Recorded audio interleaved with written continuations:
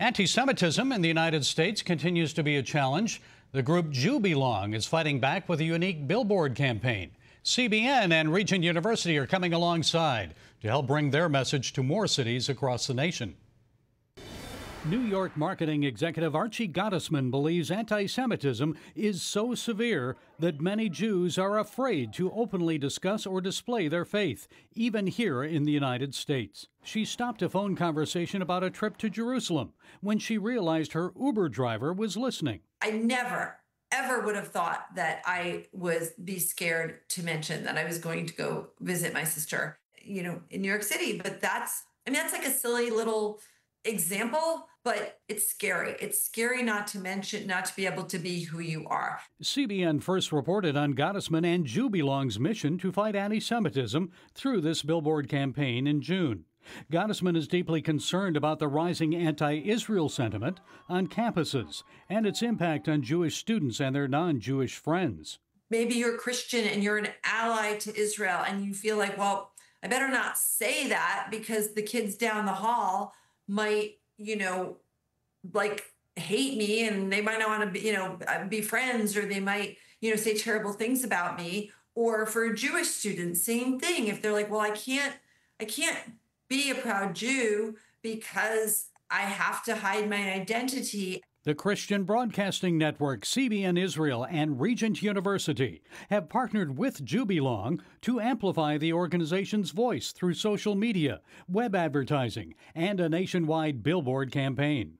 We need to be more than, this little group. And the only way to do that is to work with allies in the Christian community, and by speaking in ways that are get a lot of eyes, millions and millions of eyes. We're so blessed with the friends at CBN and Regent, a connection that is based in faith and based both in faith and tradition. And I can't say enough about it. It's really meant everything to us. It's changed the tenor sometimes of us, it just feels less lonely.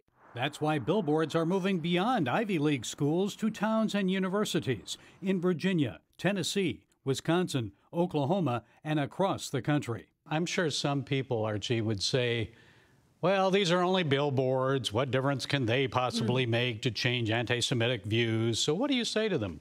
They would never take someone who's a real hater. Like someone who hates Jews is not going to see our billboard and say, oh, great, now I like Jews. You're right. It can't change deep hatred.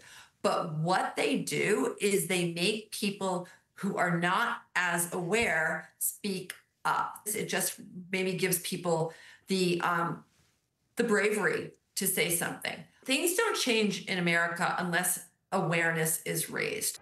Shining light on hate, bringing change to America, one billboard at a time. Gordon, what a great idea. With more than 240 million Americans that are licensed motorists, billboards can have a major impact. They can, and they can make people think, and that's the whole goal of this. We're very proud to stand with Archie and stand with Jew Belong to be part of this campaign and just raise the awareness. Charlie Kirk paid with his life for his stands, and one of his stands was to stand with Israel. And he wrote a very famous letter now back in May to the Prime Minister, Benjamin Netanyahu, talking about how Israel was losing the propaganda war and the social media war and the conversation war. And that within Gen Z, he was seeing an incredible rise of anti-Semitism.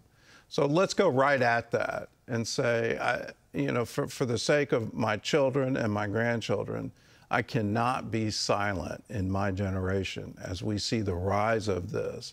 And let's get out there very publicly and say, no, not on our watch. You don't get to do this again. Look at the current conflict in Hamas and go back to all the way to 1929 and the massacre of Hebron. The similarities are absolutely chilling as to what happened in the Gaza envelope on October 7th. You look at the similarities, and so the current lie is, well, it's because of the occupation. Well, there was no occupation in 1929. It's because of colonialism. No, that wasn't there at all. The primary motivator against these Arab massacres of Jews in Israel is anti-Semitism. And we have to call it for what it is. They want to wipe Israel off the map. They don't want Jews in their ancestral homeland. And to say Jews don't belong in Hebron, are you kidding me? That's where the tombs of the patriarchs are. It doesn't get any more Jewish than Hebron. But they massacred them there in 1929. They massacred them in the Gaza envelope after Israel voluntarily gave up Gaza, moved all the Jews out. They still rose up and massacred them. We have to stand against this. It's pure hate, and I will call it for what it is. It's the face of evil. So in our generation, make sure you stand with Israel. Make sure you stand with the Jewish people.